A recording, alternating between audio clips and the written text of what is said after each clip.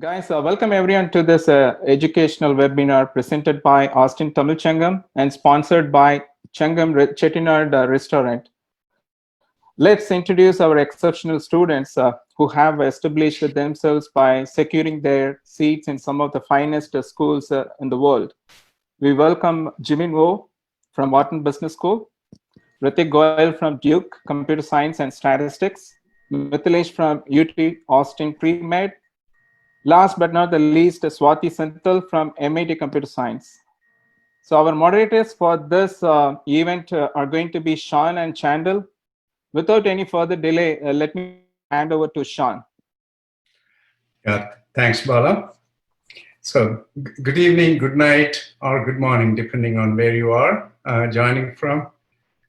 I'm Shanmugasundaram. I go by Shan. I'll be moderating the discussion with our Rising Stars and panelists this evening. Thanks to the panelists and the participants from around the globe for joining Austin Tamil Sangam's College Preparation Education Webinar.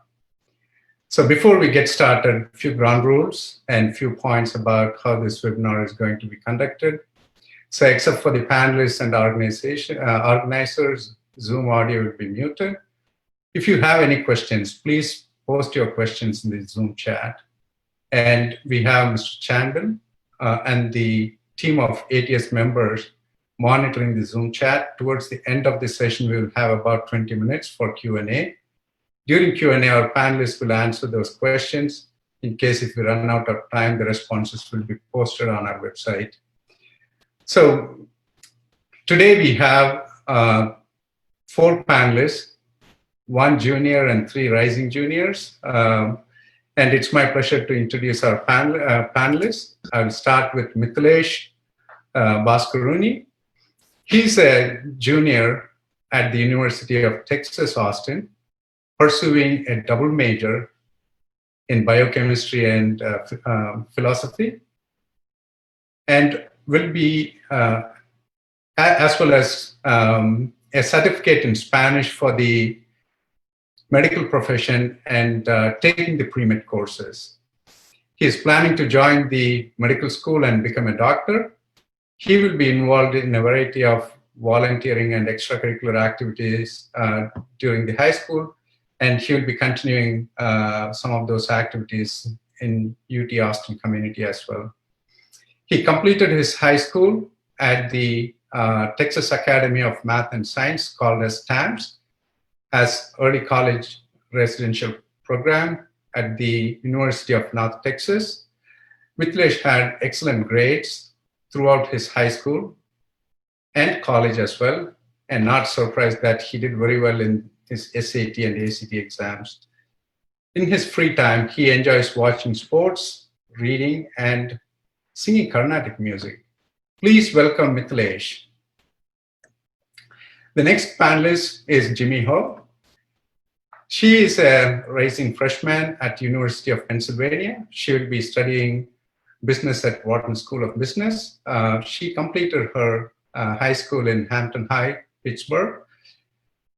She is a business project manager, finance lead, inclusive lead, and first tech challenge liaison in her first FRC team. At first, she mentored first Lego League and first Lego League junior teams as well.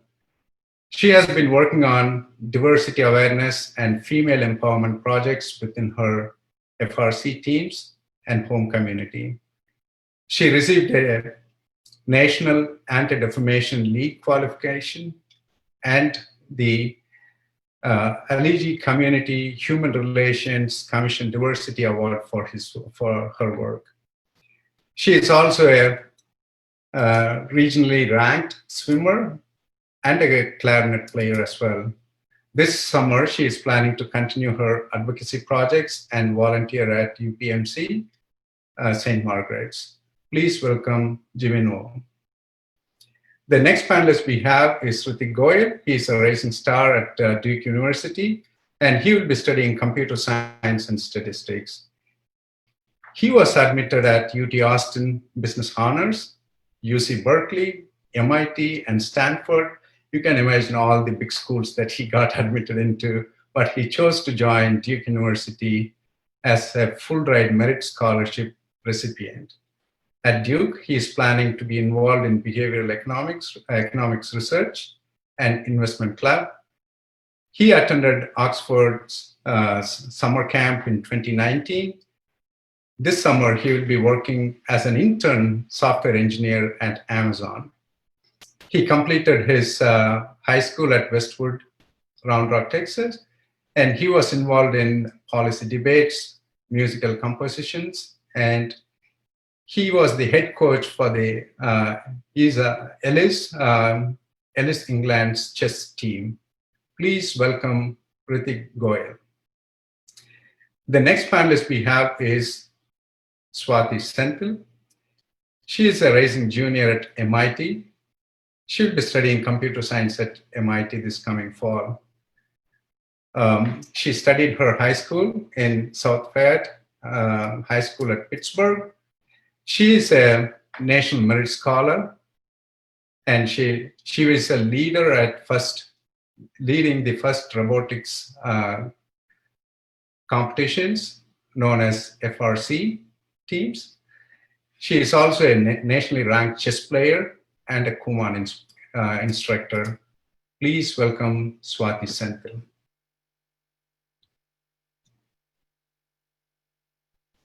Now, without any further ado, we will start introducing our panelists with very specific topics.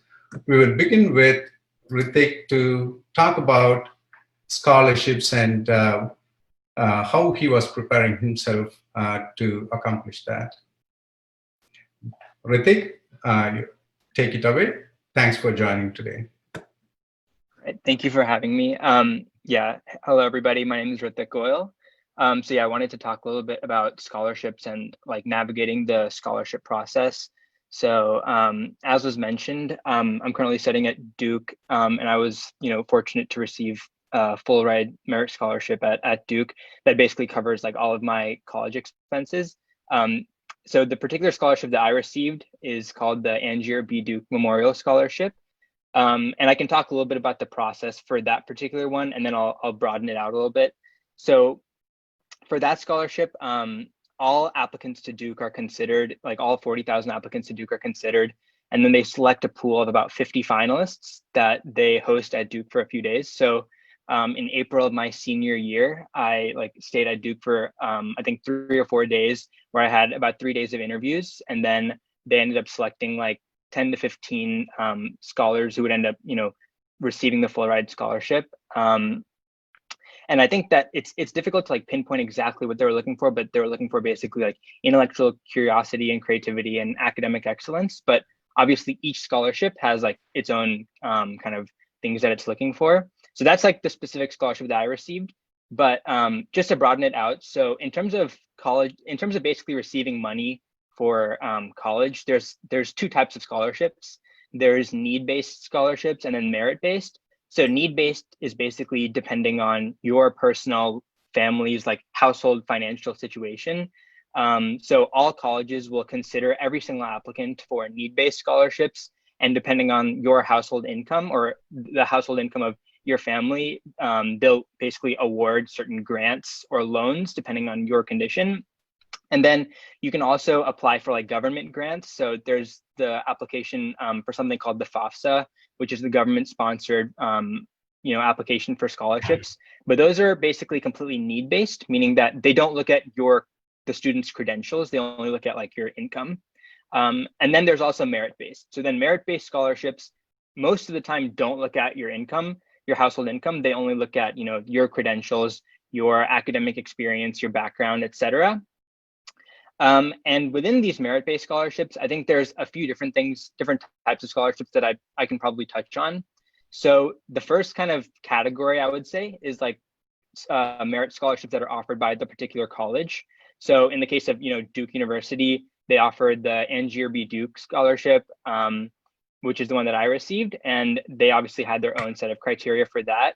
But then other colleges, for example, like UT Austin, offers a few different scholarships. So one that I was, I applied for and I interviewed for is called the Dedmon Scholarship. So that is offered, for example, to students that are involved in liberal arts studies. And then there's another scholarship offered by UT, that's called it's called the Engineering Honors Scholarship, which basically for top engineering students, it gives full tuition off. So those are like kind of examples of scholarships that are offered by the college to students, and those are merit-based. And then there are also a few colleges that don't offer any merit-based scholarships. So, examples of those colleges are like Stanford, MIT, Harvard. Some of, especially like the Ivy League colleges, don't offer any scholarships that are merit-based to students. They only offer need-based. And I think their philosophy is basically that it's too difficult to like distinguish between students to determine which students within their accepted list deserve scholarships and which one don't. So those don't offer any. And then the last one that I'll touch on is scholarships that are offered not by any specific college, but are offered kind of by the community or by different like businesses, for example. So for example, in Austin specifically, there are a few scholarships that are offered by like local banks. So I believe like United Heritage offers a scholarship for college seniors in which they offer, I think like $1,000 or $1,500 that goes towards your college expenses. And what I did, along with like receiving the scholarship from Duke that I ended up receiving, was that I applied to, I would say like during the last few months of my senior year, I applied to, I would say like 50 different scholarships that are offered by different members of the community, such as, the Coca-Cola scholarship, the scholarship by a bunch of like various banks in Austin. Westwood, which was my high school, also offered like its own scholarship. And then my parents' companies also offered scholarships. So I applied to all of these. And even though for me, my success rate for those is relatively low, like I would say that I only ended up receiving like 5 or 10 of the 50 that I applied to. That adds up, obviously. Like I ended up receiving from those scholarships, like eventually over $10,000, which is a lot of money, obviously. So in terms of like a strategy for approaching these things, I would recommend, once the student has decided on like a list of colleges that they think they want to apply to, researching those colleges and seeing, are there any scholarships that are offered by those specific colleges that I can look into, research, learn about. And then on top of that, once my college application process is over and I'm a high school senior and I've finished most of my college applications, I can start looking into local scholarships that are offered by local businesses in Austin and spend some time applying to those. And I think that would give the student a pretty good opportunity to like lower the costs of education, which is obviously in college very expensive in the United States. So I think that's mostly all that I have to say about scholarships. Yeah, thanks, Ritik. A couple of questions. When it comes to college application, people, all the high schoolers get overwhelmed with all the essays they have to write and whatnot. So what is the process for scholarship? Are there any special essays involved in applying for any scholarships? Is it an interview process that people need to know about? Yeah, so I think it would highly vary based on the specific scholarship. Most scholarships will have some sort of application process that involves like 2 or 3 maybe essays. And I found it effective to do what's called recycling essays, which basically means like I wrote an essay for one scholarship that I realized then I could use for another scholarship. So that way I can like save some time. But most scholarships will have like some sort of essays they want you to fill out. And then some of the bigger ones might have like an interview. And in terms of like what most scholarships are looking for, I found that especially with like local Austin-based scholarships, they look for like a lot of community service. So like, a lot of these scholarships want to see like, what have you done for the community? How are you bettering the community? You're volunteering, things like that. But again, it depends on the scholarship itself. And I think that's why like researching the specific scholarship is the best way to go. All right. Thanks for those useful tips, Ritik. Now we will go to Mithilesh. And Mithilesh, you are pursuing a dual major in biochemistry and philosophy. And on top of that, you are also getting certified with a Spanish certification for medical professions, and you are into a medical career path. Do you mind shedding some light on what are the key things people need to know about for pre-med course and pursuing a medical career path? Yeah, for sure. So again, hello, my name is Mithilesh, and so I'm studying at UT Austin. I'm majoring in both biochemistry and philosophy. So I'll get into that a little bit later. But essentially, I know a lot of people probably that have joined this call are either you or your like your kids, or if you're a parent or you yourself are thinking about becoming a doctor. A lot of people in our Indian community do have that kind of aspiration of becoming a doctor. So I thought I would just talk about what the different kinds of things are that you have to keep in mind when you're in high school and then also in college when it comes to kind of pursuing the medical path. So of course, everyone talks about this term called pre-med, right? We all hear like, oh, I'm a pre-med student. If you're in college and you're trying to become a doctor. So that, just to kind of clarify what that really means. If you're trying to become a doctor, right? You first have to go through, after high school, you have to go through the kind of undergraduate education, right? So that's going to be your typical 4 years bachelor degree where you get whatever bachelor's degree that you want. And then after that, you have to go to medical school, which is another 4-year process. So unlike, well, if you compare to India, for example, in India, after you complete your 12th grade, you directly go into medical school, like you go into the medical field, medical education process. In the US, it's a little different. So you have those 4 years in between your 12th grade and your medical school, where you have kind of time to figure out what you really want to do, right? Everyone that goes into college thinking that they want to become a doctor does not come out of college going to medical school. A lot of people might decide that it's not for them. A lot of people might find other interests. Some people might apply and then not go to medical school later for other reasons. So you really have to take that time in undergraduate to think about what is it that really makes you want to be a doctor. And you really need to start that from high school too, right? When you're applying to colleges, you need to think about, oh, well, when I apply to this college, why am I applying to that college? And part of that is figuring out whether you want to be a doctor, because you have to think about what you want to study at that college.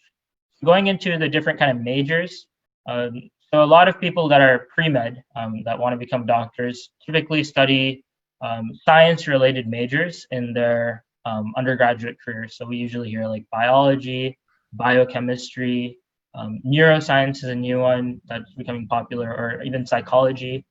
So these kinds of fields are like very popular among pre-med students. But as I mentioned before, your medical education doesn't actually start until you enter medical school.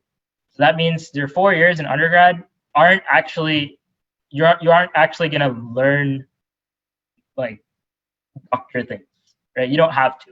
You can learn science. You have to learn science, but you can study anything else. Like, for example, I mentioned the philosophy degree earlier, right? So I'm doing both biochemistry and philosophy, so I kind of have both. But you can honestly just study philosophy and then also go to medical school. So that's kind of a common misconception that people have, that you have to take a science major and then only then can you go to medical school. That's not really the case. You can study anything else, like philosophy. You can study Spanish major. You can study economics. You can study computer science, engineering, whatever it is that is your interest. And then along with that, you have to take certain courses which are designated by the medical school. So those include biology, chemistry, physics, biochemistry, all those science courses that you'll be tested upon on the Mcat, which is this exam that you take when you want to go to medical school. So if you do a biochemistry major, then the good thing is all those courses are already mixed into your major. So you don't have to kind of take extra courses. But suppose I study something else, like English major, right? An English major doesn't have to take biology or chemistry. But if you want to become a doctor, then you're going to have to take those extra courses as well. So that's one thing to keep in mind. But I would really say that, especially in the US, in today's world, it's not enough. If you want to become a doctor, you have to really think about what it is that motivates you to become a doctor. And for some people that might primarily be science, but I find that, at least for myself, I'm not becoming a doctor because I love biochemistry. I do love biochemistry, but there's a disconnect there, right? Medicine is much more than just science. So I would encourage everyone that's pursuing the medical path to really consider what you want to study in undergrad, right? You can still take your biology, biochemistry major, but consider adding additional things to what you're studying, your other experiences outside of just your classes, so that you're able to experience more of society, more of what's going on in the world, and different topics. Because again, when you have to think about what is it that makes me want to be a doctor, right? That's what your whole medical school application is going to be about. You have to kind of reflect on yourself. And if all you do is science, science, science, that's going to be difficult. So that's one thing, right? When you're applying to become a doctor or going on this path, make sure you try to diversify as much as you can. Try to reach out and experience different things, both inside the medical field, inside the social work field, and try to understand what it is that pulls you directly to medicine, because you have to be able to articulate that later. Yeah. Thanks, Mithilesh. Couple of questions. You touched on taking pre-med courses. Is that something university specific or state specific, or is it nationwide? The set of pre-med courses is already set, or Right. does it That's a vary good by question. university or state? Yeah. So the way that the medical schools, so I'm sure those of you have started looking into college applications, you've seen that there's a kind of a Texas-specific application portal called Apply Texas. And then there's another one, which is the Common Application, which has a lot of different applications to all the colleges around the US. So just like that, when you apply to medical school, there's something called AMCAS, which is the national level, American something, and then TMSDAS, which is just for Texas. So each of those have their specific requirements of what courses you need to take. And then individual medical schools might have additional requirements as well. So, but as a general rule, most of those courses are going to be fixed. So as I mentioned before, biology, chemistry, physics, biochemistry, I think you have to take calculus 1, and a few other courses. So those things will be required of all colleges. And then if you're planning on applying to specific medical schools, you might have to see what additional requirements that they have. Like, I know some of them do require like that you study a language, but those are kind of more rare. So as long as you're kind of following what the general pre-med community in your college is doing, talk to your friends, talk to your peers, talk to your advisors, you'll be on the right track. Cool. So thanks, Mithilesh. One more quick question. You have a very interesting profile compared to the others. You went to at TAMS. Right. Could you talk about how that helps? Well, what aspect of it helped you in the college preparation process? Because TAMS is a very unique kind of school where it prepares you for college, right? Right. For sure. Yeah. So real quick. So for those of you that haven't heard about TAMS before, so TAMS stands for Texas Academy of Math and Science. It's basically a two-year residential program that's housed at the University of North Texas in Denton, which is just north of Dallas. And basically this program is where in your 11th and 12th grade, rather than continuing in whatever high school you were studying before, you go live at UNT in a dorm with all the 200 other students that are in your class in one building, and you take college classes for the entirety of those 2 years. So it's not exactly like you're taking AP classes, right, which is in a high school, so you're still basically in high school. This is, you're in college. You have to go to class on your own. You have to come back. Your schedule is the whole day, right? So you can have classes sometime in the morning, sometime in the afternoon. It's like a typical college experience. So I would say, for me, TAMS, if you're in Texas, so you have to be a Texas resident to apply. So if you're interested in TAMS, then definitely feel free to reach out to me later. Or you can find more information online. But as a whole, I guess the things that it helped me with was the community that you build at TAMS. People are coming from all across Texas. So you meet a lot of new, unique people that have a variety of interests. So you make a lot of close connections, especially since you're living with each other. There's a lot more opportunities, both in the courses that you can take and in other activities like research. So I was conducting research in a biochemistry lab for 1.5 years during my 2 years at TAMS. And I was able to take a variety of courses. I was able to take a philosophy course, a psychology course, like upper division math courses that you don't have at high school. So there's a lot of academic and experiential opportunities too. So there's a lot more. TAMS is a really unique experience, I think, and I definitely would recommend it to anyone that's considering, at least recommend applying or going and visiting to see what it's like. Yeah, thanks, Mithilesh. Thanks for sharing your experience and passion and some of the tips related to med school career path. Please post any questions that you might have related to TAMS. This is a unique opportunity for students to prepare for college and get a head start. So we have an expert here who had gone through that process. Now coming to Jimino, she majored on some of the extracurricular activities that I think she takes pride in, and she's a awesome award winner as well. So Jimino, please share your advice on how students can use their summertime or the extra time they have to branch out and build a strong profile based on some of the extracurricular activities that counts against their college admission process.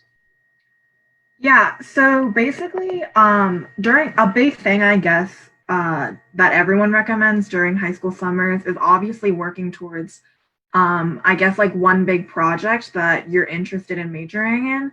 And so, like, obviously, since I'm going into business, a lot of things that I heard of was like interning at different businesses, especially, and then shadowing people who are working in management, which is what I'm thinking of studying in.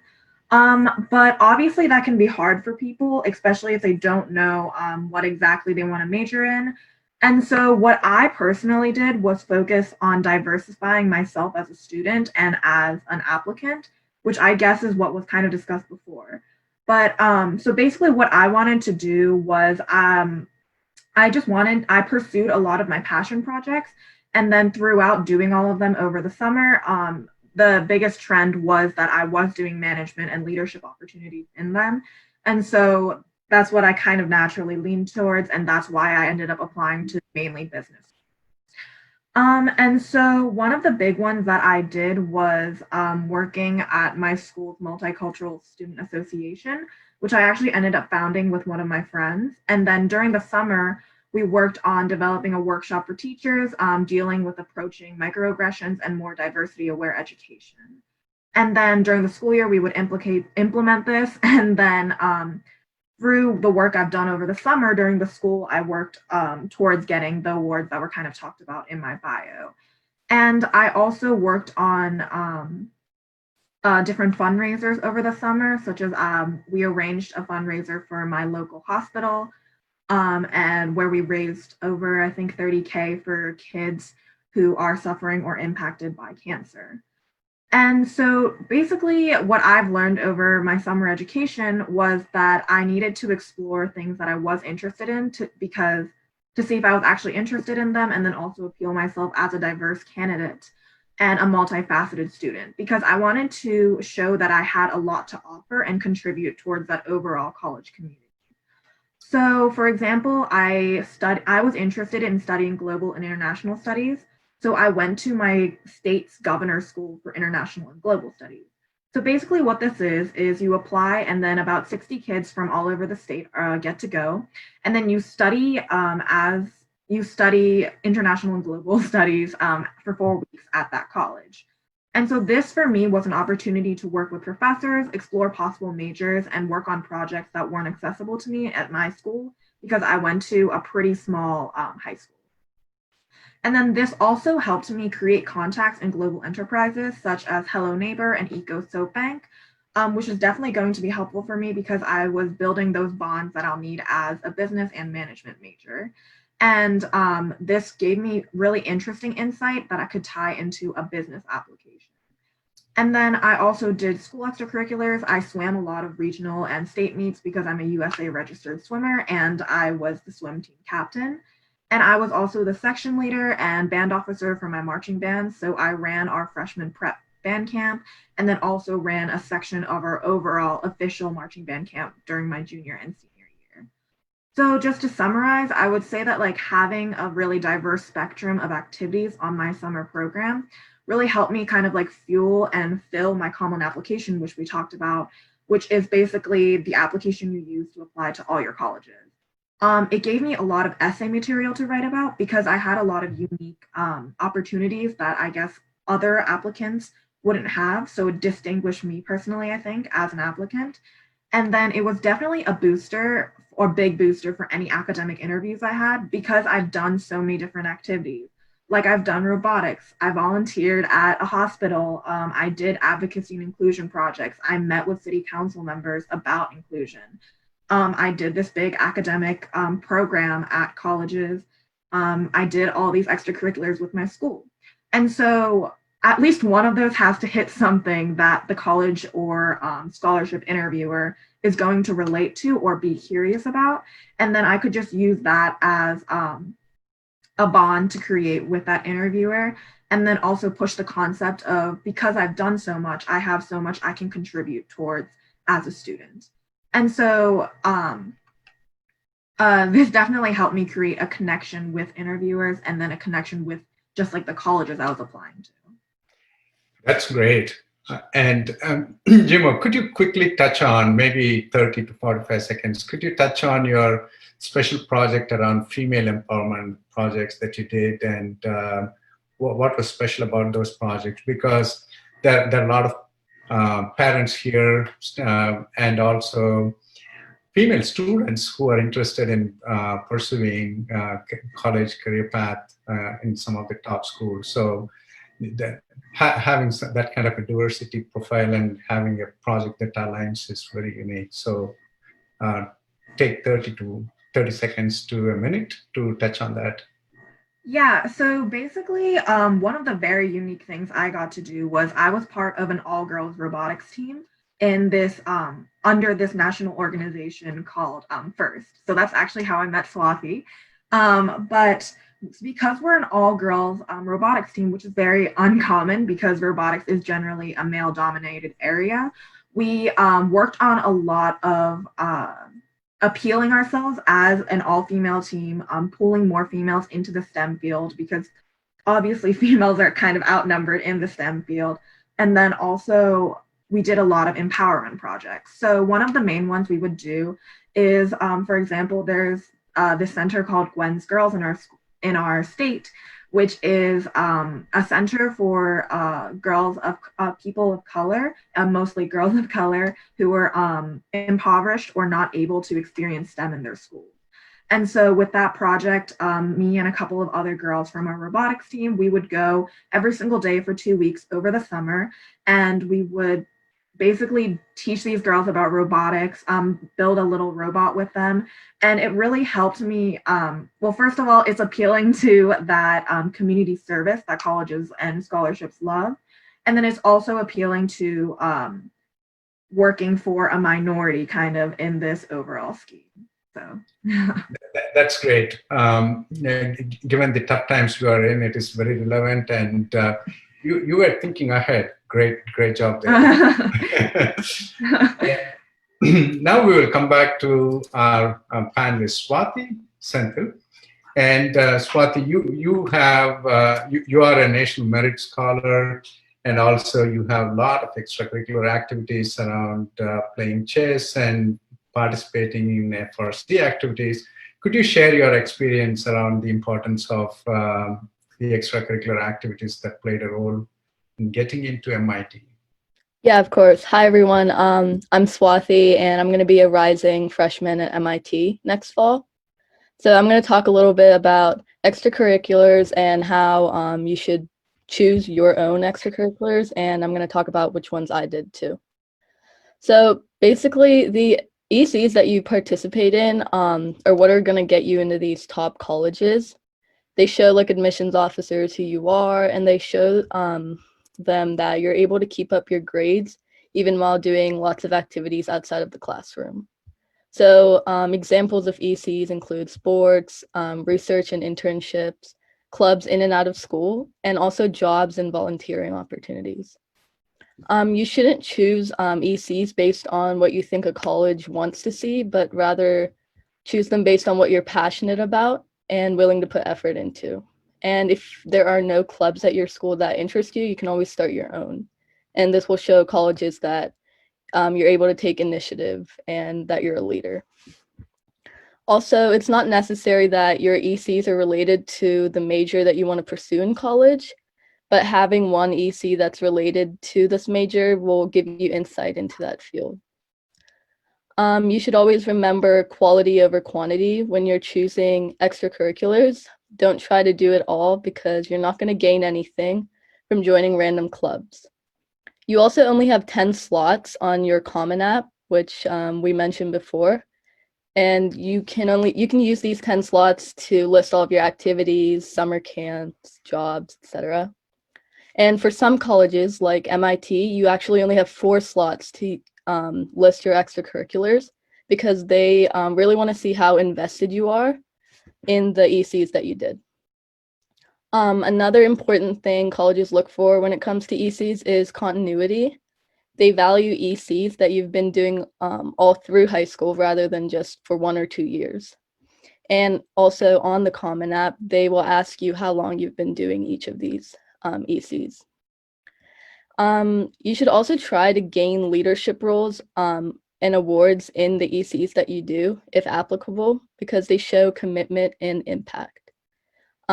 Colleges really value students that are really good in one EC than those that are well-rounded and not really that great at many ECs, because the main goal of colleges is to create this student body that is talented and diverse.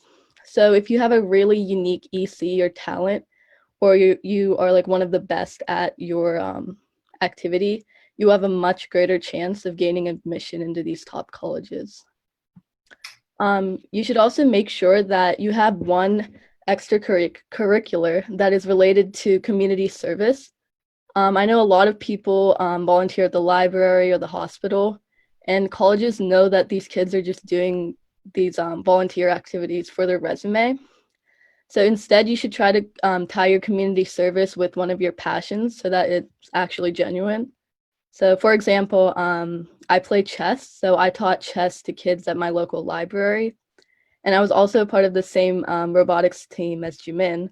So I started like a Lego robotics team at my elementary school for girls. And I also mentored other robotics teams through my own team. And even though I didn't have as many volunteer hours as my friends who volunteered at like the hospital every week, I was still making an impact on my local community, and it was personally very rewarding. Another extracurricular that can help you stand out is having a job. So my Penn interviewer personally told me that admissions officers are very impressed when kids can have a job and are still able to maintain their grades and participate in other activities. It can be any job, and it shows colleges that you have good time management skills and that you are very responsible. And you can also earn some cash on the side, which is always a plus. So I worked as a Kumon instructor all 4 years of high school. So in conclusion, you should make sure that you keep in mind 3 things when choosing and participating in extracurriculars: passion, impact, and leadership. And make sure that all of your ECs tell your story and who you are as a person, but don't do them for the sake of just boosting your resume. If you just do what you love, I'm sure it'll show through in your application. Great summary, Swati. lot of students who want to pursue computer science as their major, they aspire to be in MIT. Could you call out one or two things that you think had an impact in your profile to get into MIT? Yeah, sure. So the 4 activities that I put on the MIT EC list were chess was number 1, because I've been playing chess for over 13 years and it's a big part of like who I am. And actually I wrote one of my main essay on chess. I was on a robotics team all 4 years of high school, and that really got me into the STEM field. So that was one of my main ECs.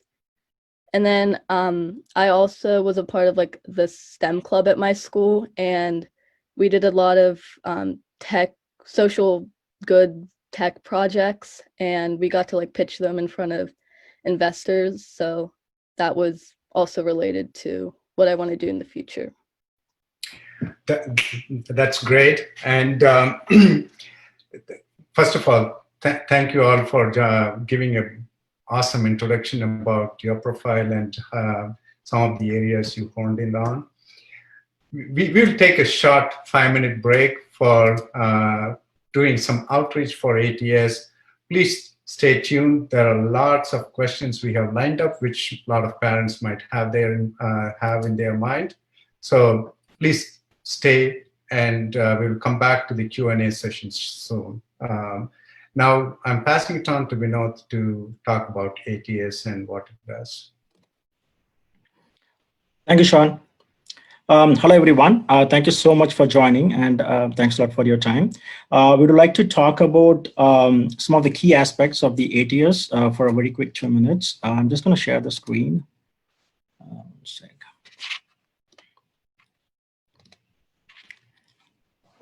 Okay.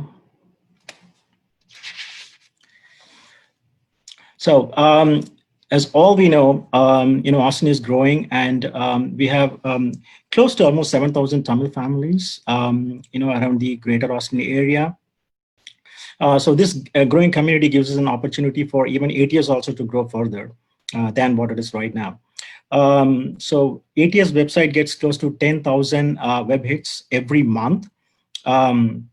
This clearly shows that the Indian community group, looks for constant updates from our website or from our group.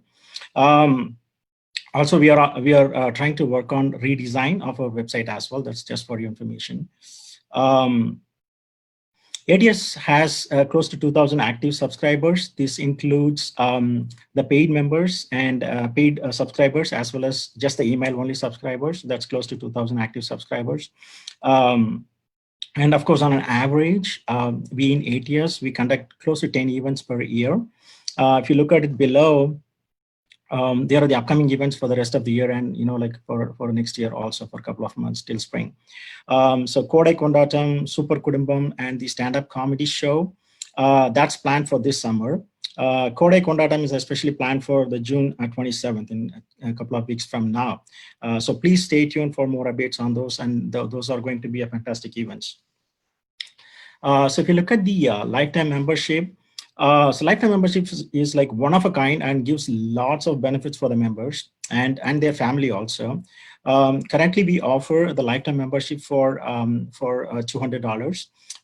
Please feel free to check our website for the details and subscribe. Do a subscription for lifetime and support ATS. This will encourage us to do and conduct more events like this, and like live events and online events and whatnot. We can do a lot. Of course, yearly membership is also available, and it's been offered for $25. This membership also has good benefits for all the live events. ATS currently supports the email sponsorship and as well as the event title sponsorship. So I mentioned them, but those are all the sponsorships also available. So, I am Vinod Balasundaram. So I'm a community outreach from ATS Executive Committee. So please feel free to send any questions you have regarding to the sponsorship to the below email. exec-outreach@austintamilsangam.com. With any questions regarding the different sponsorships, whatever I discussed right now. So I'll get back to you as soon as possible, right? So thank you for that. And of course, we would like to offer our special thanks to Sangam Chettinadu Restaurant for being our title sponsor for this event. To handle the COVID situations effectively, they offer customer-friendly and a safer environment for the dining customers. So including 75% occupancy only, not 100%, and disposable menus and sanitized kitchen, etc. Vinod? Yeah. In the presentation mode, sorry. Sorry, what's that? The presentation mode is not there. It's It's not there? no. Okay, hold on. Showing always the first screen. It's not moved to the second screen? No. Can you see it now?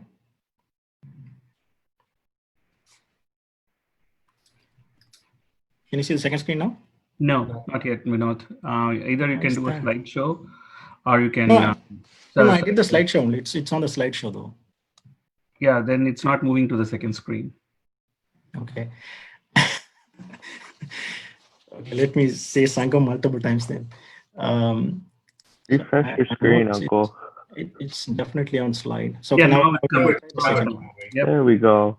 Now let me try the second one. Can you guys see me? See this now? Yes. Yeah. Okay, awesome. So let me read it again. Yes, we would like to offer our special thanks to Sangam Chettinad Restaurant for being our title sponsor for this event. To handle the COVID situations effectively, they offer, if you look at the slide, so they offer the customer-friendly and as well as the safer environment for the dine-in customers. So this includes like 75% occupancy for the dine-in and disposable menus, etc. So those are very good things. I personally feel. Now they are offering breakfast over the weekends.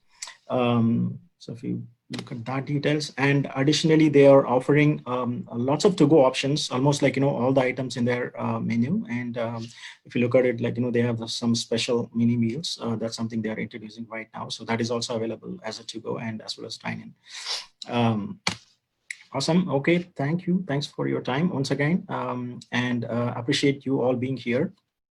Back to you, Sean or Arti. Yeah, thanks, Vinod. And thank you. The participants, addressing the participants here, we know a lot of questions that you have in mind.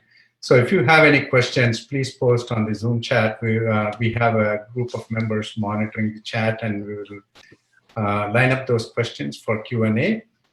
Based on some of the more commonly asked questions, we did have a lineup of questions which we'll go through now. And this will be more like a round table. All the panelists will have about a minute to respond to these questions based on the experience they had gone through. So looking at the profiles of our panelists, I'm pretty sure most of you, in fact, all of you must have had multiple choices to pursue your dream college and the career path that you're interested in. Could you explain how did you go about selecting a specific school for your undergrad and the major that you're interested in? Because it is always not easy to pick the right school and the right major that you want to pursue your career. So any tips that you can give will be helpful. So we'll go round table starting with Mithilesh. 1 minute for Mithilesh for your time. Okay, sure. Yeah. So yeah, so UT Austin is I guess as opposed to all the other three panelists, UT Austin is a state school, right? So it's not a private university. So I guess it's more reachable, right? It's more accessible since they take a lot more students. So that's one thing about UT Austin. I guess one of the reasons that I preferred UT Austin over some of my other college options was that thinking about the long term for going into medical school, we have a longer education path, right? So after after the undergraduate studies, we also have to pay for 4 years of medical school, which computer science or business, some of those professions go directly from undergrad into a job. So for that's one reason that I specifically chose UT Austin, because you have like a lower tuition rate at a public school as opposed to a private school. And then with regards to like the majors I chose, biochemistry was just something I was really interested in. I mentioned before I did biochemistry research as in my 11th and 12th grade, so that was something that was on top of my mind. And then philosophy is just a great field. I always loved it. And once I got into college, I thought that it was something that I could pursue as a full-time major. Oh, thank you. So your choices seem to be based on proximity, the duration of the career path you're in, and the financial commitments that is needed for that long haul. So, right. One other quick thing I'll mention is that no matter what university you go to, it's about what kind of experiences that you get at that university, right? So if I'm going to med school, you're going to have to apply just like you do to college. So if you go to a big school like UT Austin, since it's so many students and such a big college, you have so many opportunities as well within the university to pursue whatever you want. So that's really what you're looking for when you're applying to medical school. You want to look around the campus and see where you can involve yourself. So a big school gives good opportunity for that. Great. Now moving on to Jimin Ho. Please share your experience, Jimin, in terms of how you went about selecting the college and the major. Yeah, so basically, how I decided that I wanted to do something business and management related was because when I tracked through all of my extracurriculars, I realized that a common thread between them was management. And so I guess without even knowing it subconsciously, I knew in my heart that I had always been going for management positions and leadership positions, which typically business is very strongly associated with. So that's how I kind of chose on my own. And I also did an internship at a company under a management position where I shadowed a management position. So that also helped me push me in the right direction in terms of my major. And then in terms of schools, after I decided that I wanted to apply in something to business, obviously I was focused on a lot of schools that would give me the connections, I guess, give me a lot of good connections, because that's something that's very prominent and important in business. And I also visited some of the top schools that I was interested in. For example, when I visited Penn's campus, I was absolutely in love with it. But I also visited Princeton's campus and I wasn't so in love with it. So that's kind of how I went for Penn. And then I also obviously love their business program. So that's how I ended up applying to Wharton and choosing it as my dream. Cool. So your major choice seemed to be a natural fit for what you are passionate about. That's great.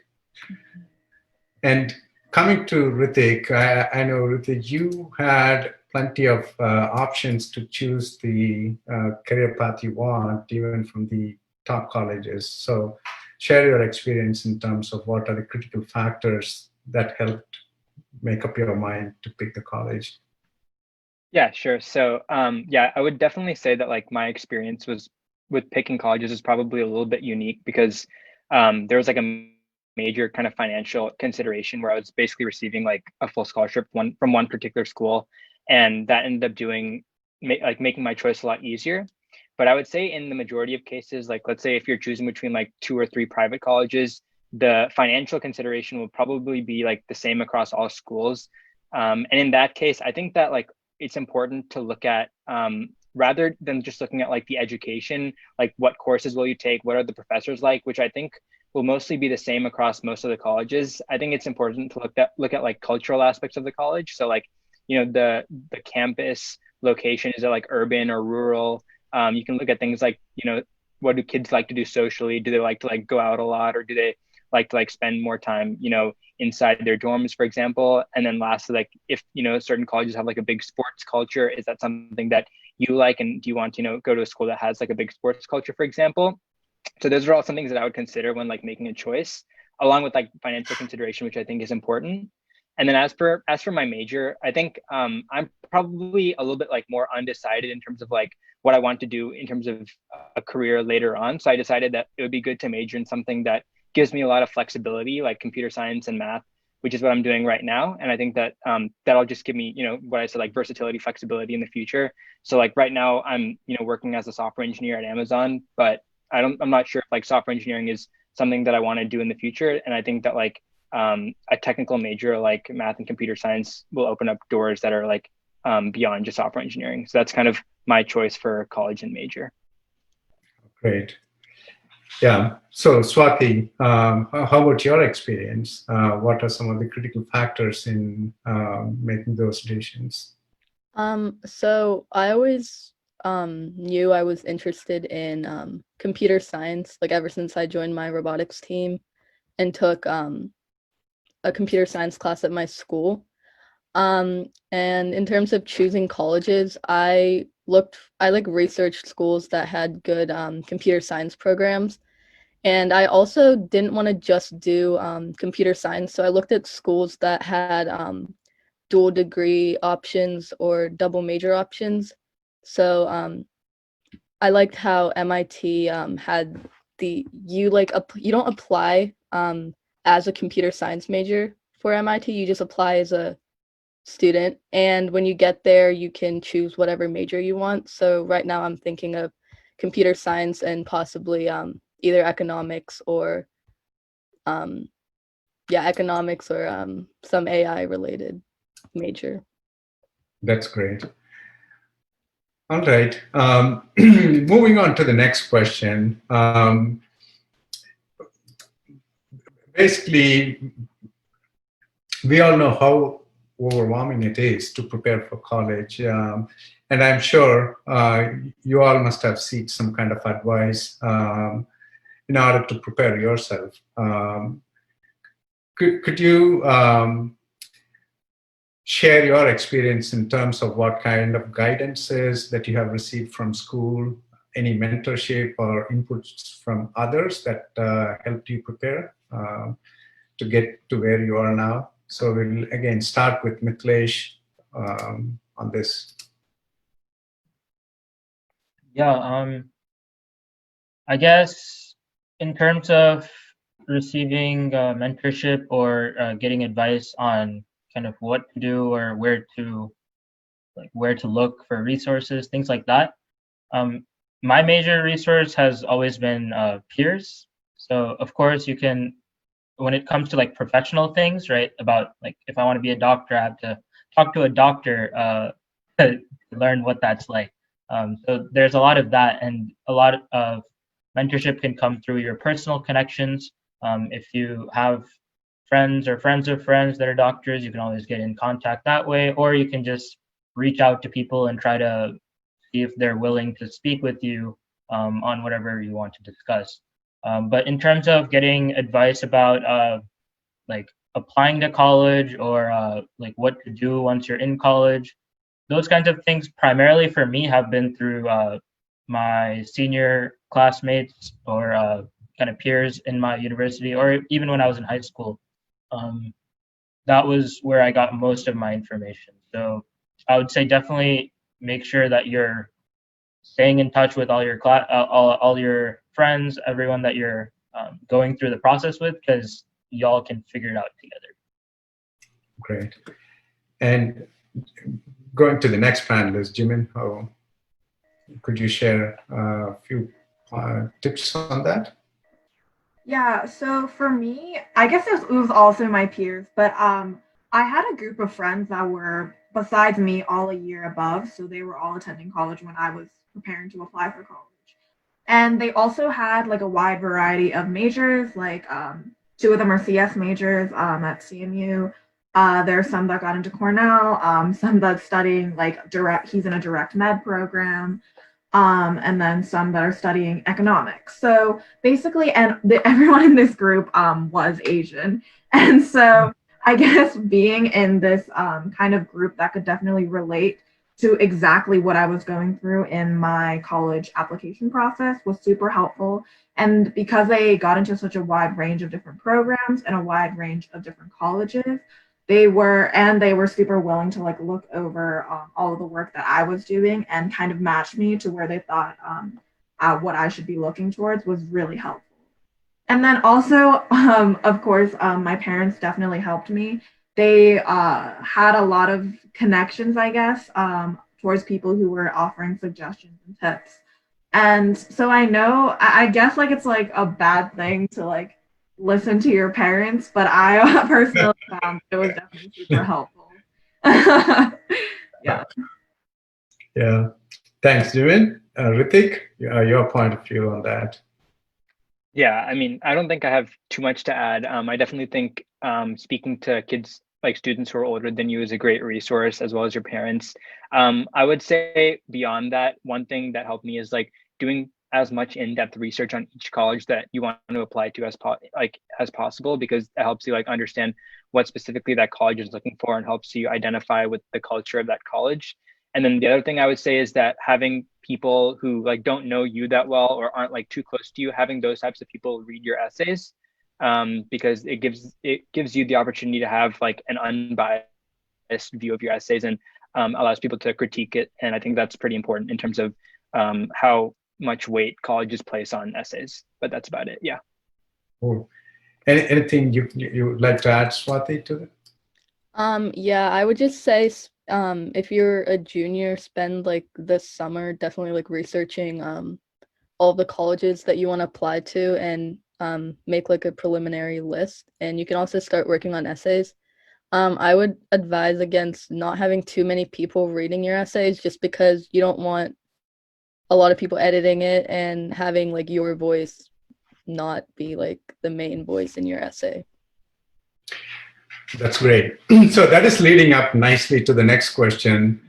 There are a lot of private services that are offered to help you with the college application process, and also writing essays, if you will. We all know there are a lot of private institutions that are offering it as a service. What would be your advice in terms of using any professional services to prepare for college applications and essays? And we'll go in the same order, starting with Mithilesh, in case if you have used or if you know about. Yeah, I don't have too much to say on this one because I didn't use any professional services or anything. I would say I can talk about the opposite, I guess. It's very possible to go through your college applications and write your essays.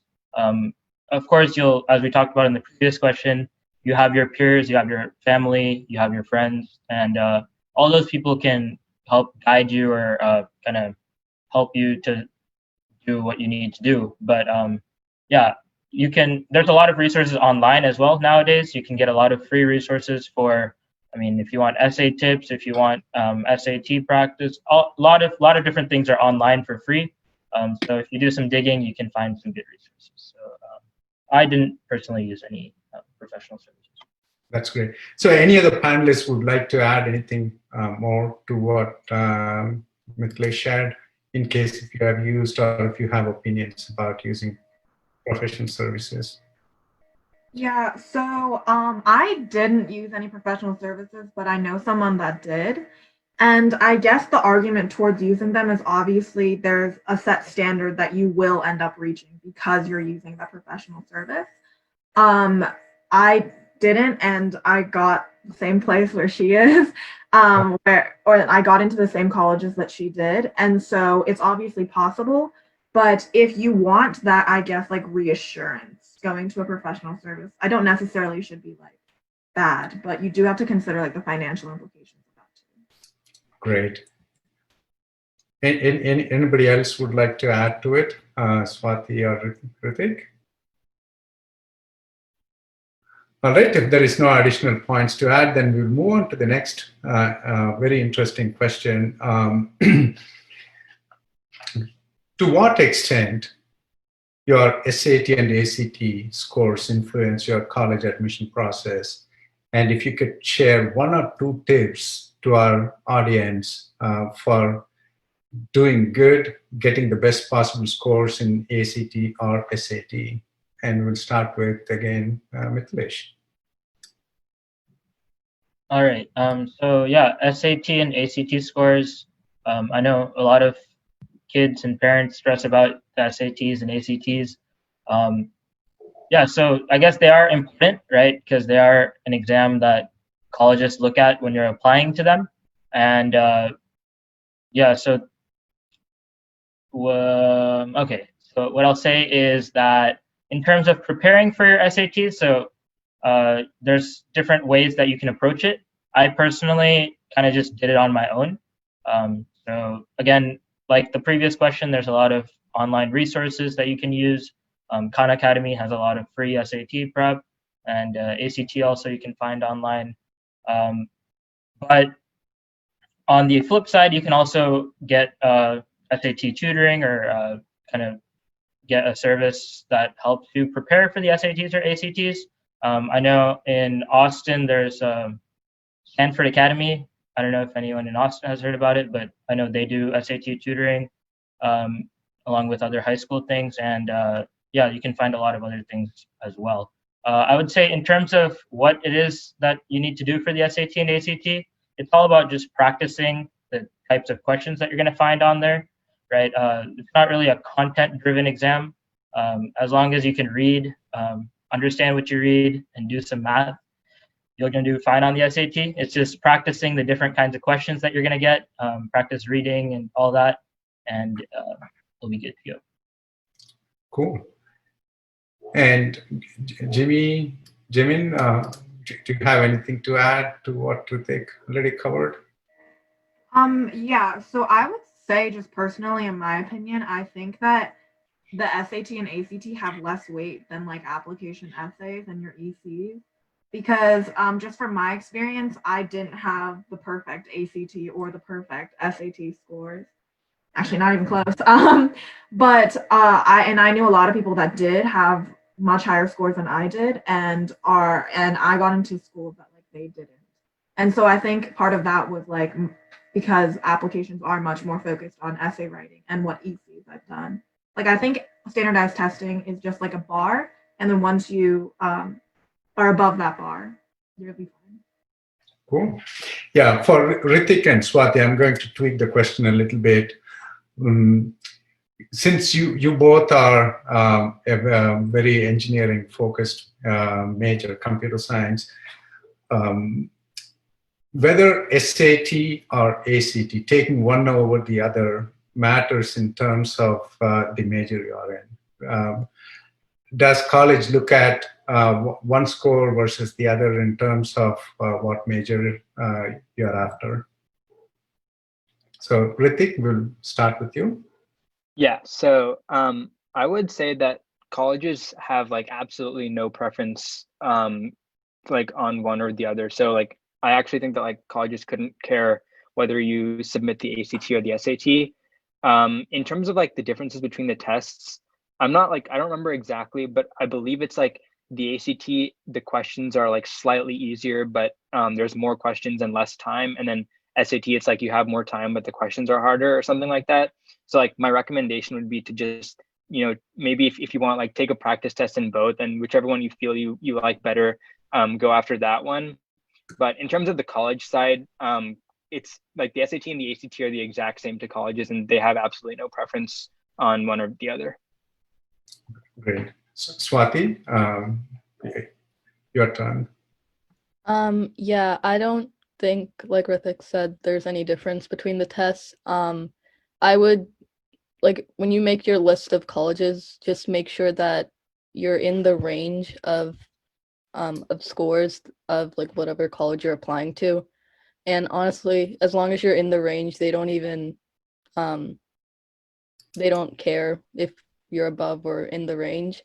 Also, I don't think anyone mentioned like SAT subject tests.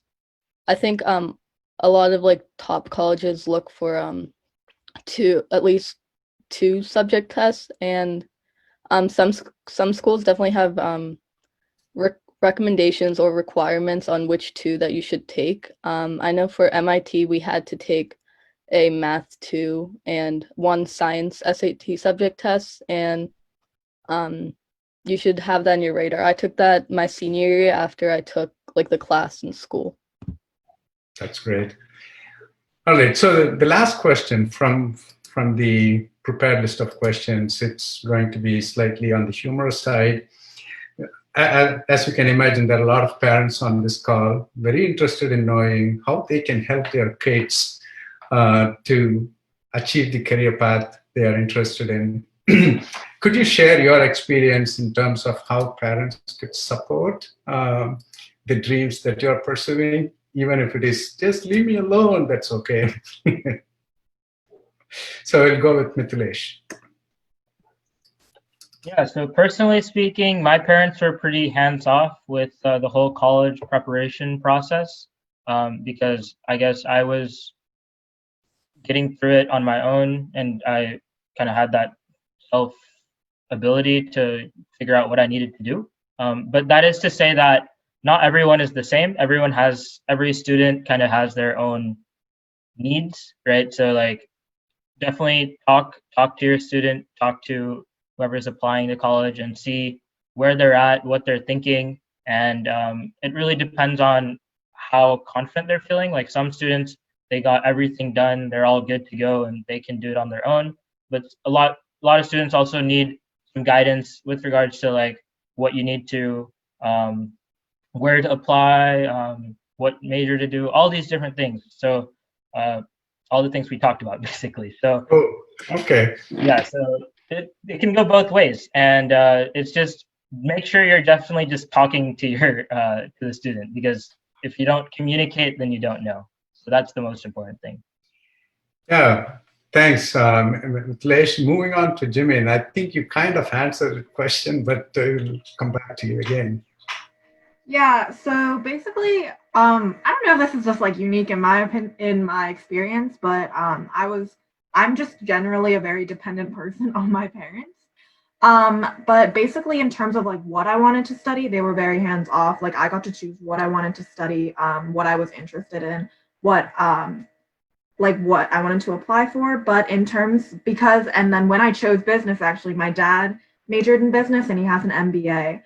So in terms of like picking out colleges and doing like the intense in-depth research, it does sometimes help to have more than one perspective, I think, on where you want to apply to and where you want to, like, overall the end game for you. Great. Ritik? Yeah, I think I was definitely fortunate that in terms of like my high school activities and my admissions process, my parents, I wouldn't even say like hands off in the sense that like they didn't care. Obviously they cared, and like they provided like a helping hand and a voice to like talk to and like discuss what are your plans. But they basically allowed me to like pursue whatever activities that I wanted. So like both my parents are engineers, but I specialize in like policy debate in high school, which, you know, is something that like traditionally, you know, I don't think they would ask me to do necessarily. And then similarly in the context of like picking my major, they said, you know, you have the option to like pursue whatever you want, you know, spend time in college, like deciding what it is that you think you would enjoy. And you can always talk to us if you want to. And I obviously did that and asked for their advice, but they let me, you know, for the most part, do most of what I wanted. So I appreciated that. I think that's the best way to go. Cool. Yeah. How about you, Swati? What kind of influence your parents had and how they helped you? So yeah, my parents were also pretty hands-off. They helped me when like make a school list, and they did look over my essays, and they were there as like a helping hand. They didn't like push me to do anything, and they were there for like support. So I really appreciated that. That's great. Yeah. So now we are coming up against the prepared list of questions. Hopefully this gave a pretty good perspective to our listeners in terms of some of the general questions. Now I'm going to turn it back over to Chandel to go over some of the questions that has been posted on Slack that our panelists couldn't help respond to those. Back to you, Chandel. Yeah, thank you, Shan. Session. Thank you, Shan. Can you all hear me? Yeah. Awesome. Hey, it was a great session so far. Great to hear the panelist perspective. And Shan, thanks for doing a great job keeping it interactive. Okay, I'll start with some of the questions listed here. I think for a few, I think the panelists have answered in the chat, but I will make it specifically called out so that others could also hear it. So this one particularly goes to Ritik because Ritik, you answered in the chat room too, so maybe you can add on to it. This one is from Karthikeyan, PC. To receive the scholarship, what should be the candidate's residential status? Would green card or non-immigrant status accepted? I think there was another question related further down, but Ritik, please respond with your response you had in chat, or you want to add any more to it?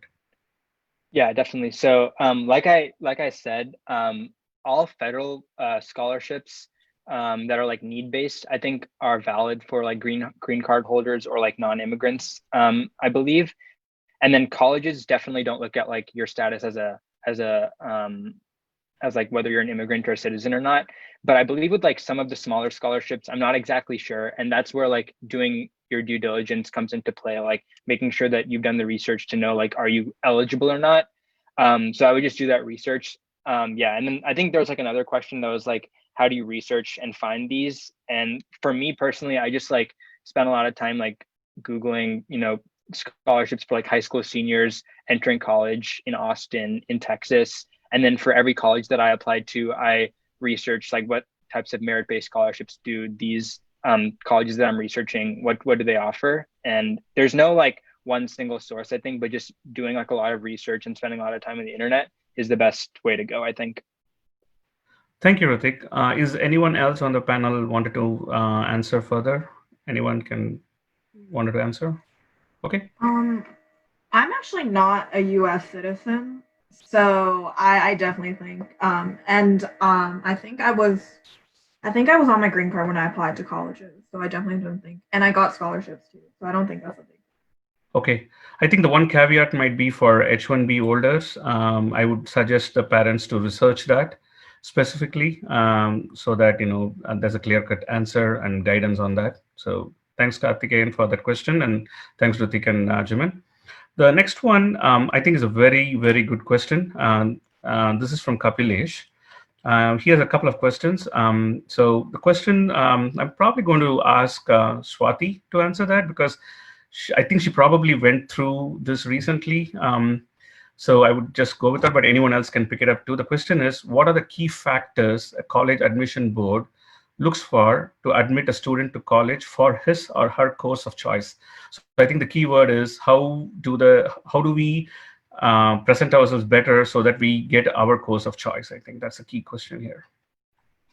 I would say in your essays and your ECs, if you like tie together, especially in your essays, I guess, like why you want to pursue a certain major, and if you can tie that in with your experiences and ECs and really have like a coherent like image of yourself, it'll really stand out in college admissions. For example, like my personal essay, I wrote about chess, and I tied that into why I want to pursue computer science. And even though both of them might seem like completely unrelated, I figured out how to tie it in, and I think it was a really like unique essay that really showed who I was. I see. Okay, thank you, Swati. Anyone else want to add to that? Ritik, Mithilesh, Jimin? All right. So the next question from Kapilesh is definitely a very broad question. I think there are a lot of ways to go for it, but I'm probably going to throw it to Ritik here. So the question is, what is the process of application to college? Can you explain from start to finish? I know it's very broad, but if you can give some initial guidance to people. For example, some of the kids on this group are either in their 6th, 7th, and 8th grade, so they've not yet figured out how to go about it. So some of the questions are really premature, but yeah, you could probably give them some advice, or anyone else can pick it up too. Yeah, I think it's a good question. So I would say that I guess I'll just list out all of the things that colleges look at when they consider your application. So the first thing is like your SAT, ACT. Then another thing is your like grades in like your GPA and rank in your high school. And then another thing is your the like what types of courses did you take, the rigor of your course load. So there's like more objective kind of numbers based. And then on the more like qualitative side, there's your extracurricular activities. There's the quality of your essays and like how do you present yourself as a person. And then the last thing is your recommendation letters from your teachers. So I think if I haven't like forgotten any, those are the 6 components that the colleges look at when they consider your application. And so in terms of like from start to finish, once you enter high school, you should pay attention to like what types of courses are you taking and what types of extracurricular activities are you participating in, such that by the time you're applying to college, you know, kind of understand your particular narrative and your story and how you'll present yourself. So that's that. Then also with the SAT, ACT, most kids take that like in their junior, senior years. I'm not exactly sure when I took mine, but it's around there. Your grades, you want to like pretty much try to, you know, perform as well as you can. Obviously you can't be perfect, but try to get as best of grades you can. In terms of your essays, that's like as part of the common application to all these colleges, you just write them and have them be high quality and great, as good as they can be. And then your recommendation letters, you want to like form good relationships with your teachers, especially your junior and senior year teachers, so that you can ask them and they have something to talk about, and they can like, you know, shine a good light on you.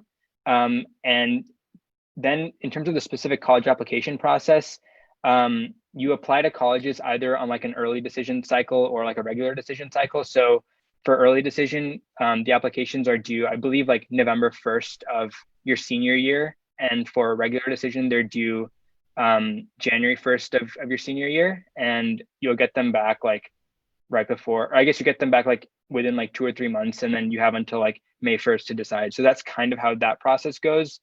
Yeah, I think from start to finish, that's kind of how it is. I guess if there's any like specifics, I can try to cover those as well. So that was very good summary, actually very quick and crisp, specifically all the prerequisites you have to prepare over the years and then the actual process. So one thing or a leading question I would probably present is, what does the common application mean, or what does individual college applications mean? Can you add that in this question response? Yeah, so the way the common application works is that the majority of these like 6 components of your application is the same across all colleges. The only part of the application that's different based on each college is like what's called supplemental essays. So each college will present in each college's application, there will be like a couple of essays that college wants you to specifically answer about that college.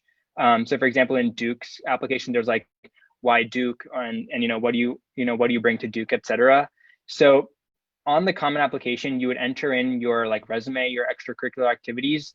You would have your teachers enter in their recommendation letters that they would send out to all colleges, and you would write your common application essay, which is like the same essay that you would send to all colleges.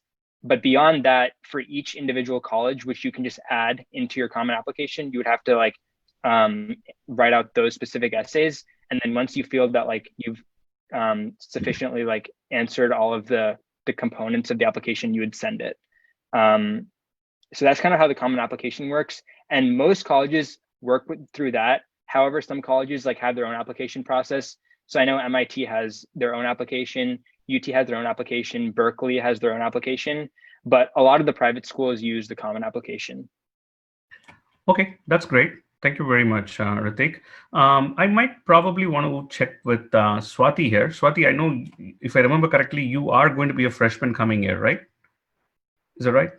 Yeah, I'm going to be a freshman. So you might have recently gone through this. So do you want to add anything here? No, I think Ritik covered most of it. Yeah, I don't really have much to add. Okay, that's fine. But I think it was again, I thought it was a broad question, but I think Ritik did a great job summarizing it very crisply. So thank you very much, Ritik, there. All right, let's go to the next one. This one's from Nandan. I think I probably point this question to Jimin.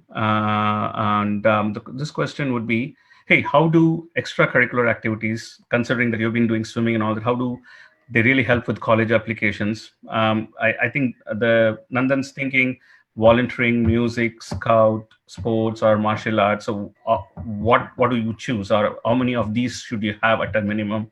I think those are some of the guidance that if you can give, that'll be great. Yeah, so obviously, like something that's been reiterated is like how important extracurriculars are for applying to college. But also, I think something that Swati talked about was your commitment to these activities. So obviously, because with these extracurriculars, what you're gonna have to do is you're gonna have to either write about what you did, or you're going to have to put down how much time you put into these extracurriculars, or interviewers are going to ask you about what you've done for these extracurriculars. So for me personally, I chose things that I knew I would be able to commit to and things that I've been doing. So for example, I've been swimming since I was in first grade. So obviously that was like a no-brainer for me. And then all these other activities were things that I could fit into my schedule or that I would do outside and then somehow make it work. And so for these extracurriculars, I think it's really important if you're going to go for something to build your resume to make sure you can commit the time to like actually build up that activity, if that makes sense. Because colleges are going to be able to like see through what you're doing just for the cloud. Okay. That was very helpful. Thank you, Chairman. And you're right. I think Swati also committed to chess for 13 years. So I think that commitment is critical if you really want to use that as a key aspect, either in your essay or in your application process. Got it. Thank you. I'll move on to the next one. This is Sid. His question is, how do you come up with college lists? Any apps or websites to do a comprehensive search? So I'm going to pass this question to Mithilesh, but others can answer after Mithilesh answered too. Yeah, so good question. That's the first thing kind of everyone goes through whenever you start looking into colleges is you have to figure out there's hundreds of, or maybe even thousands of colleges across the US. You have to make a list of maybe 10 to 15. So yeah, I personally didn't use any specific database of colleges like in one place. But there are certain lists of colleges where you can rank them by different factors. They provide like numerical data on colleges. And if you Google, I'm sure you can find some good websites for that. But in general, how do you come up with the list? Well, first we think about, well, I live in Texas. So what kind of schools exist in Texas that I can apply to? So you can go through the list of the big public schools as well as private schools in Texas, see what kind of programs they offer and see what fits for you. So if I'm planning on going into UT Austin, then I want to become a pre-med student, become a doctor in the future, then I might apply to an honors program like Health Science Scholars, which is specifically for pre-med students. So just like that, you can do more in-depth research. The more time you put into it, the more benefit you get. But yeah, and then again, with out-of-state colleges, most of the time you won't apply to public out-of-state colleges. You'll only apply to private out-of-state colleges.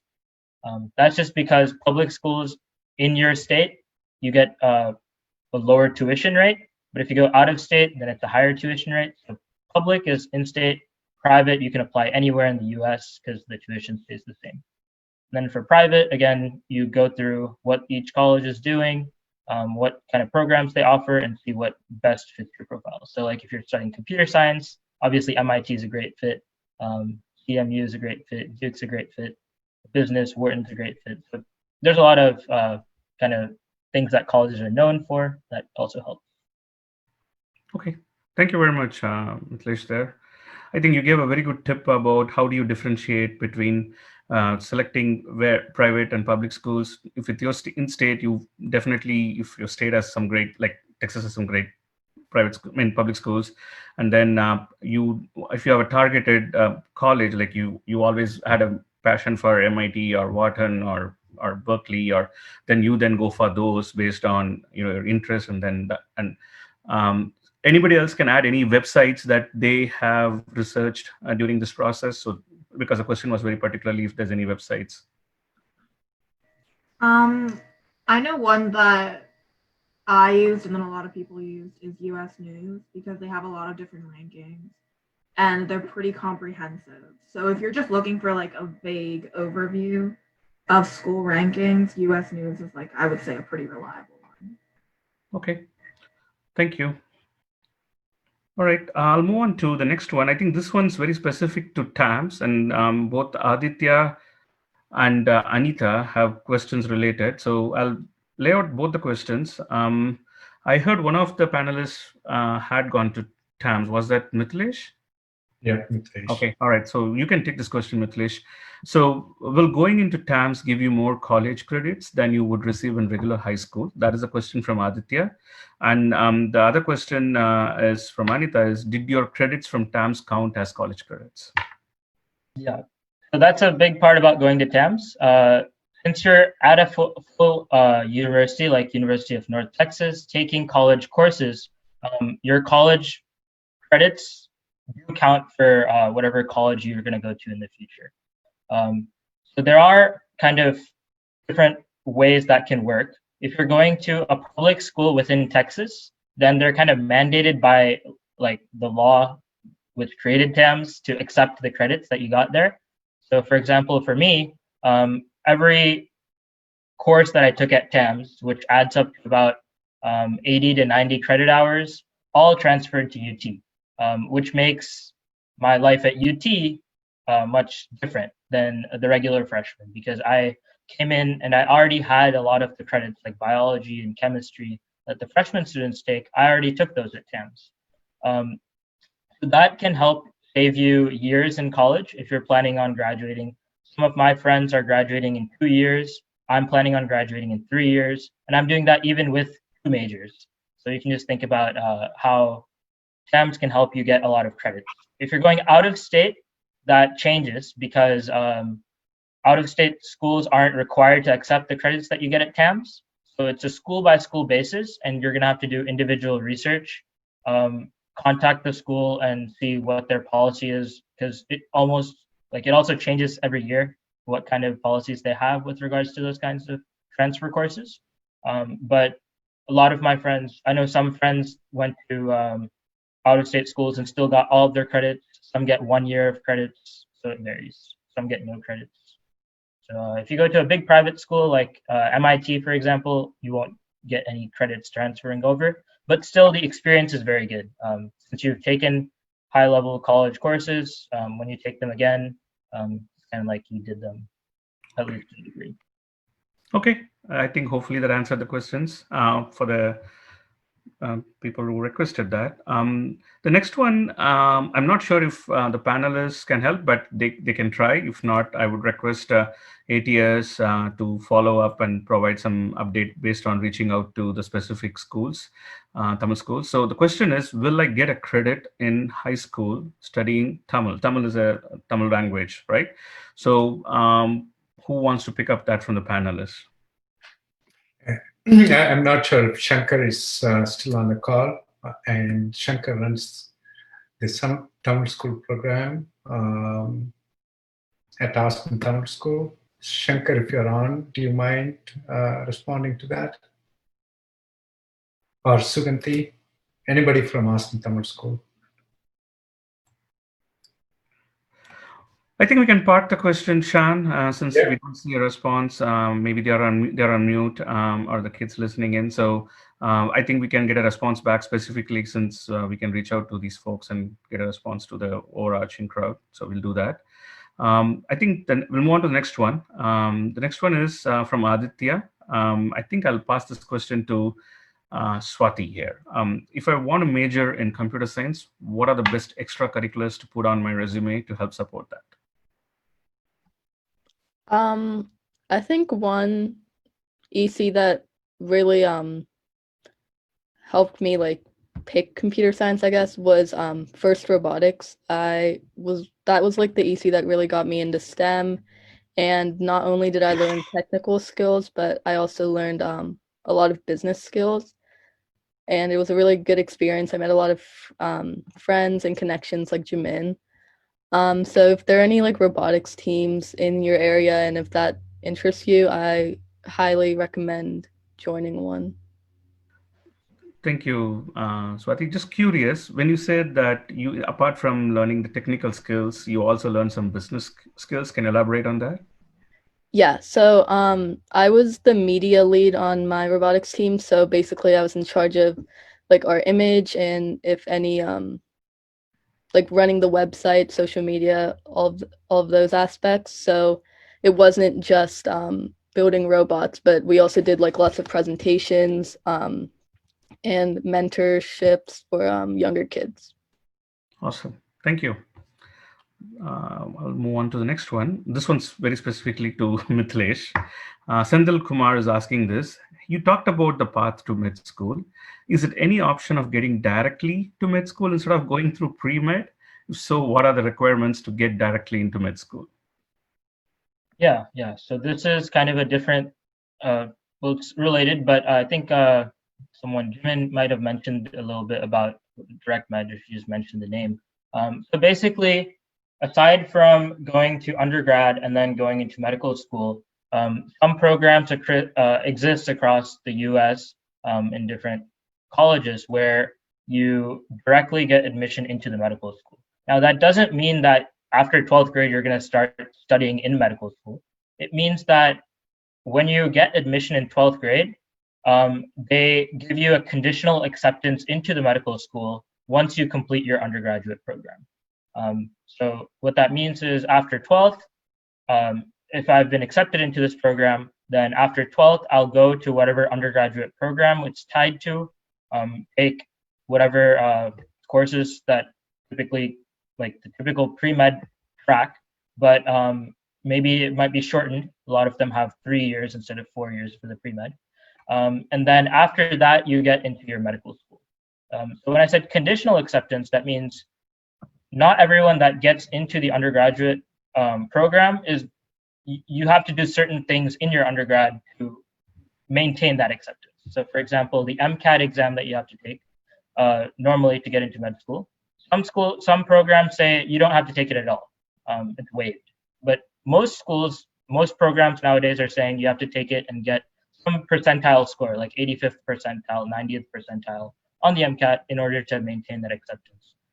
There's also other GPA-related things like maintain a certain grades in your undergraduate. So there's certain requirements like that.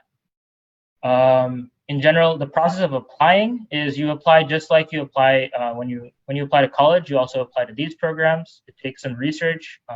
You can find online like a list of all the programs across the U.S., but you got to do your research about each one because they all have their individual applications. And then all of these programs, once you apply and you answer all the essay questions, you have to go interview for them if you're selected for the interview. And the interview process is very rigorous. What I have to say to kind of conclude this topic is if you're applying to a direct med program, you have to be very, very sure and you have to have the ability to articulate exactly why you want to study medicine. You don't get those 4 years of undergraduate to think, oh, do I really want to become a doctor or not? It's right out of the gate in 12th grade. You have to say, I'm gonna go all the way, all 10 years or whatever it's gonna take to become a doctor. So that's the first thing that they're looking for. If you're not fully committed to medicine or the whole path that it's gonna take, they're not gonna even look at you seriously. So always keep that in mind if you're applying. Thank you, Mithilesh, for that. Hopefully, Senthil Kumar, you got your answer there. I'll move on to this one. This one I'll pass it to Ritik. So can we use, this is from Vishnupriya. The question is, can we use local scholarships for other state colleges? Yeah, so for most scholarships that aren't affiliated with the college, such as, like scholarships that are offered by like local banks or something, it's basically like you just send proof to the scholarship provider that like you're going to college and you need to apply it for your tuition, and then they'll apply it. So I don't think it matters what college you're going to. So like for me, obviously, like I was receiving a scholarship from Duke, but there are a few expenses like books and things like that I still had. And so I was able to just, apply my local scholarships to those specific needs of mine. But so that's that, but it doesn't apply for scholarships that are offered specifically by the college, because obviously you only get to use those scholarships if you end up going to that specific college. Thank you, Ritik. Hey, this is a quick time check here, Bala and Shan. Do we have a time limit? Because we Yeah, have we will go through Yeah. one last question and go for wrapping it up, Chandel. okay, yeah. Chandel, also there are lots of questions in the Zoom chat, so probably we can take it up in our Austin Tamilchangam website. So people are feel free to add questions to that website as well. Right. Yeah, because there are a bunch of questions, and it's a very communicative audience we got today, and lot of audience. So I don't think this 1.5 hours or 2 hours is going to be enough to answer all of that. So as you heard, please, we will try to respond. I'll reach out to the panelists on the back end and get some of these answers for you all. So I'll probably pick one last question. Yeah, this one's a little, it's very broad, but I think this is something that a lot of the younger crowd in the audience, maybe the 6th, 7th, 8th graders want to hear, which is, this is from Venki. The question is, for the kids pursuing engineering, curious to know what made your folks interested in engineering. Was it someone at home or friends at school encouraging an engineering as a career path? What was the factor? I'm going to throw it out to both Ritik and Swati here. Yeah, so personally, I think I was similar to a lot of kids in the chat right now, is in that like I wasn't super sure that I wanted to do something like engineering or computer science related in college.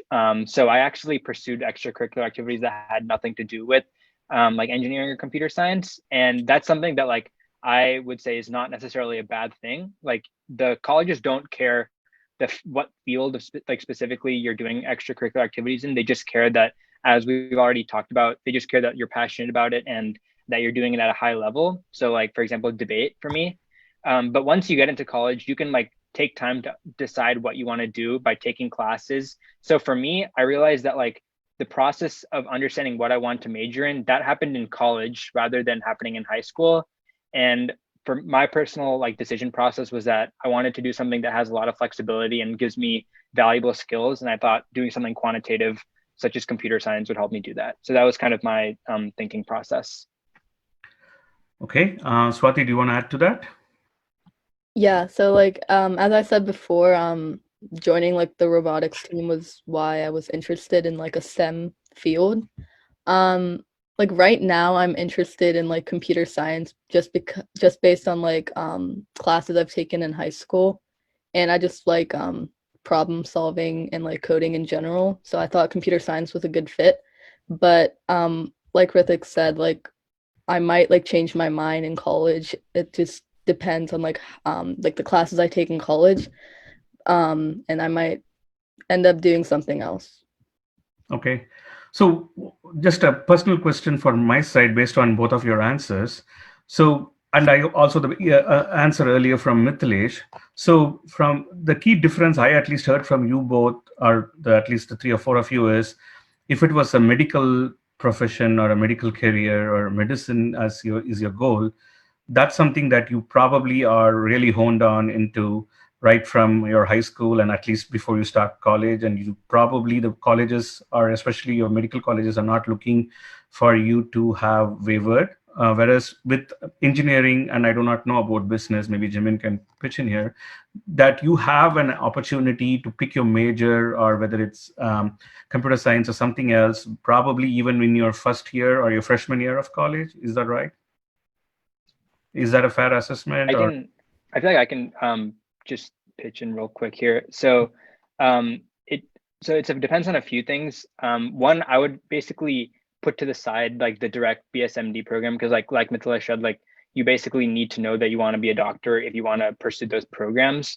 But in all other cases where you're planning on doing like a full undergraduate degree, the majority of colleges, they understand that like as a high schooler, it's very difficult for you to like definitively say, I want to do XYZ things as a career. So that's why most colleges give you the opportunity to try out different things. So in the case of like Duke or MIT, a lot of these colleges give you the opportunity to spend like a year taking different classes, and then you can just depending on what you like to do, you can decide on your major. So I would say that like even with if you decide maybe you're considering being a doctor or you're considering going into like management or computer science, you have your freshman year in college to like make those decisions. So like if you're feeling worried that like I don't know what I want to do when I go to college, like you have plenty of time. So that's not what I would, you know, really be stressing over at this point as a high schooler. That's a great advice. Thank you very much, Ritik. Thank you, everyone. I'm going to thank the panel from my side for patiently answering these questions for so from the sake of the people who joined this call, or the audience.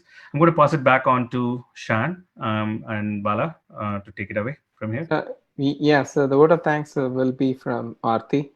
Over to you, Aarti. Thank you, Bala. First of all, I would like to thank all the 4 panelists for taking the time to answer all the questions patiently. Initially, we had scheduled it for 5 to 6 p.m., but it's almost going to be 7 p.m. now. And we had a full house. Our Zoom was at capacity at 100. And in fact, we had to request some of our viewers to go to Facebook Live so more people can join here. And we have very good viewership in Facebook Live as well. So you've done a great service for the Austin Tamil community here and beyond the Tamil community as well. Several folks from outside have joined. So thank you very much, Ritik, Mithilesh, Jimin, and Swati. Your diverse backgrounds helped answer, all the questions that our viewers had regarding so many different topics. So we are very grateful for that. And I would also like to thank our hosts today, Shan and Chandil, for very patiently and very diligently asking the questions and conducting the program today. So thank you to both of you.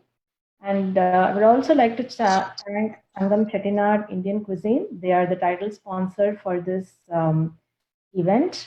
And last but not the least, I would really like to thank the Austin Tamil community for your interest, for your support, for staying through the program, and for being a very involved audience. Your questions really drove the program, and please continue to support us. We have so many programs coming up, to keep you and the entire family engaged throughout. So please subscribe to our newsletter, subscribe to our Facebook page, and we have so many things lined up for you. And I would also like to take this opportunity on behalf of Austin Tamil Sangam to wish our 4 panelists all the very best in your career and in your life, and best wishes. Yeah, just to add to it, Swati and Senthil. So, I mean, Swati Senthil and also Jimin O. So you guys are from Pittsburgh. So you're always welcome to Austin to explore more. You have more friends here too, right? Yeah, so thanks once again, all. Thank Bye, you. guys. Thank you. Bye.